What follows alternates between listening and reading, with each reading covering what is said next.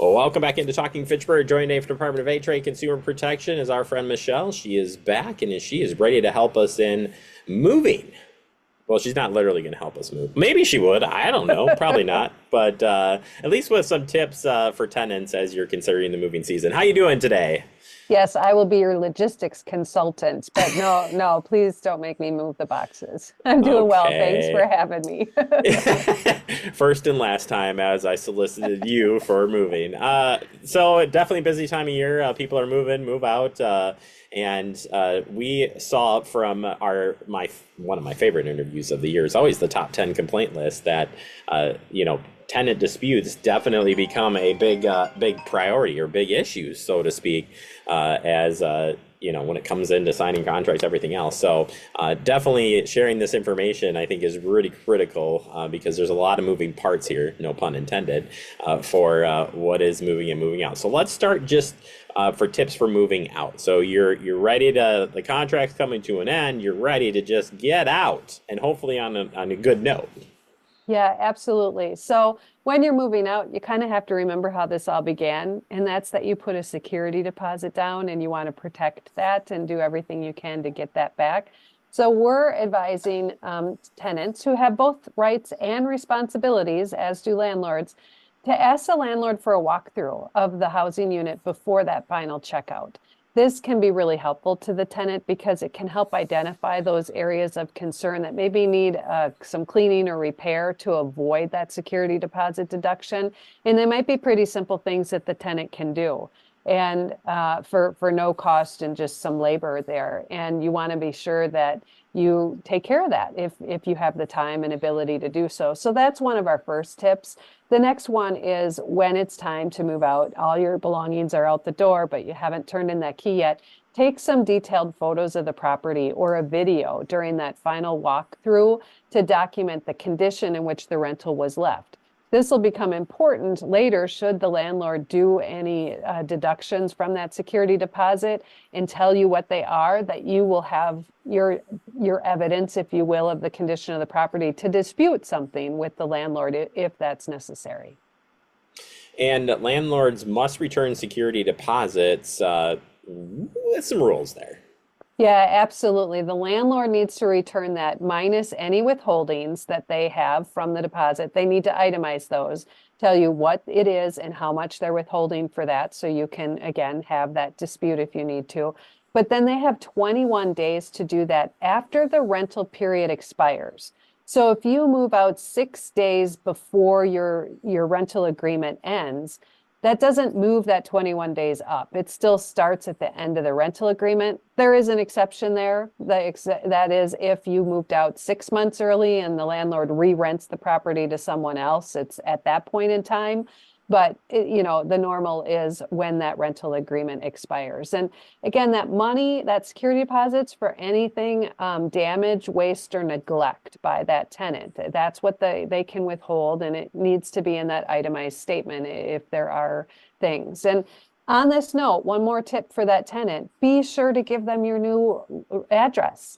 Give the landlord the new address, because otherwise there could be a delay in you getting this information just from mail forwarding. And that's not on the landlord. They have to postmark it and get it to you, within that 21 days. But if you've not given your new information, it's going to take longer to find you. That's a really good point. Yeah, don't leave it high and dry. Like, well, I do whatever. I'm not going to deal, but you definitely do need to leave that contact information. That's Yeah. a good one. Some Just tenants don't want to if they haven't gotten along with their landlord. They just don't right. want them to know where they've ended up, but then make arrangements for a pickup or something, or just expect the delay. Yeah. Or nothing. I mean, I guess that's part of it. All right. So closing the door on moving out, moving in. A lot of moving parts here again, in the fact that you're signing a new contract. You're about to begin this new contract, so to speak. Before you even get things started, where should they start with that negotiation and looking at that contract? Well, right. Before you move in, you're selecting your location, and be serious about what location you want as it relates to putting any money down or your escrow, money. Be sure that that's the place you want to live if you apply, because the landlord can keep some of that down payment, if you will, if you back out after they've approved you. I mean, it gets kind of complicated. If you back out before they approve you, then there's money returned, but that money can flip over into your security deposit. But read that rental agreement. Be sure it's all things that you can abide by. And if you're going to be looking for something different, get that in writing. Don't just go with a verbal agreement there. And if the landlord promises to repair something, maybe there's a chip in the wall or, I don't know, a torn carpet corner, and you have children and want that taken care of for trip hazards, get that in writing as part of your rental agreement. Any promises to repair should be documented and be stated as to when those repairs will take place. So you have that information. That's all the before. And then you put your security deposit down. And now we're back to the steps a tenant needs to do when they move in to protect that. And that first one is, again, back to the condition of the property. You've moved in, you have 7 days to fill in a check-in sheet. And that's documenting what the property looks like. So that hole in the wall that was there before you moved in doesn't become your problem a year later when you move out. That will be in your 7-day check-in sheet. Yeah, I like the idea of taking photos and documenting as much as you can because it's hard for all of us to remember what we ate for, lunch, breakfast, dinner, let alone try to remember what scuffs and everything else was there or not there. So I think that's a great tip. Landlords must provide contract information of a person who can contact him reading maintenance problems, including name, address, everything. Really, the landlord, you got to build that relationship too between the client and them. But again, kind of walk us through this on that contact information and that contract for maintenance.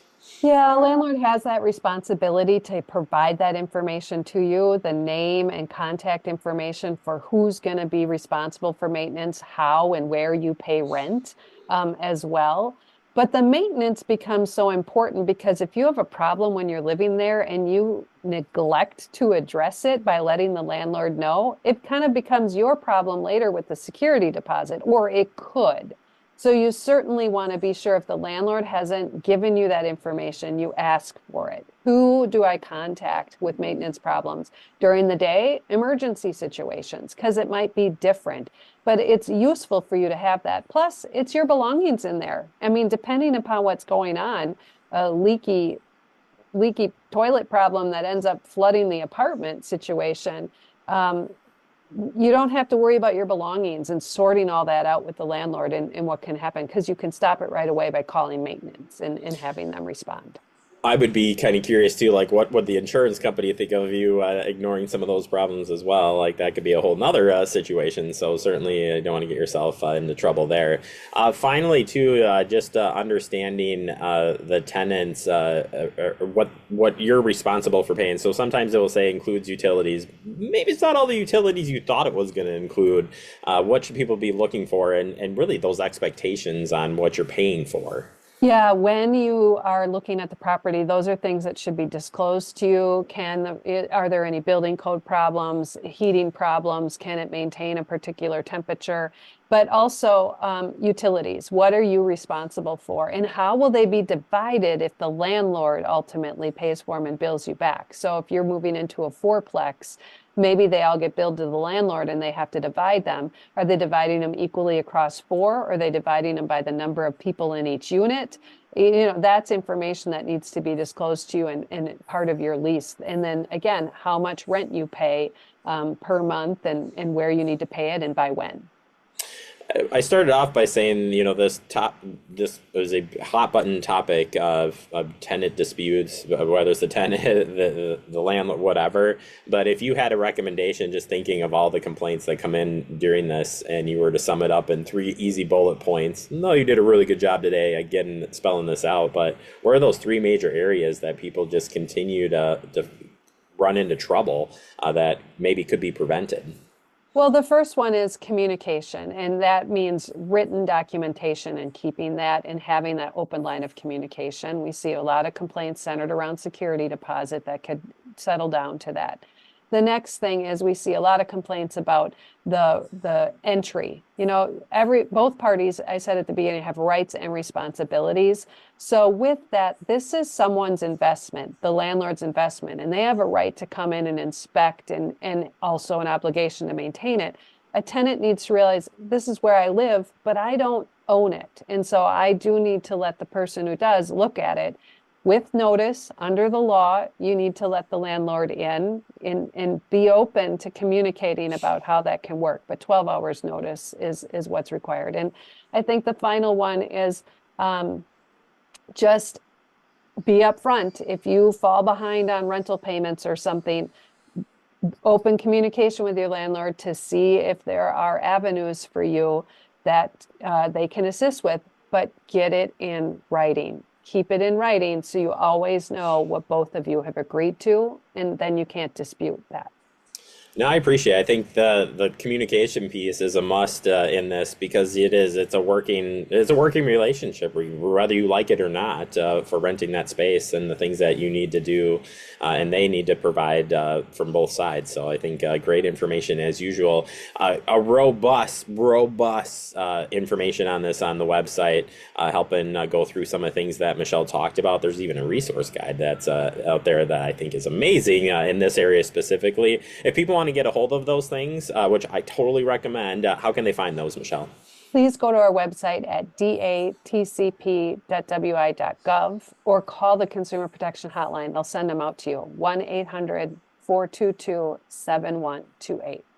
Michelle, always appreciate the time and the insight. You do a great job, and thank you to your team for everything you guys are doing each and every day. Well, thank you to you and your team for helping us get the word out.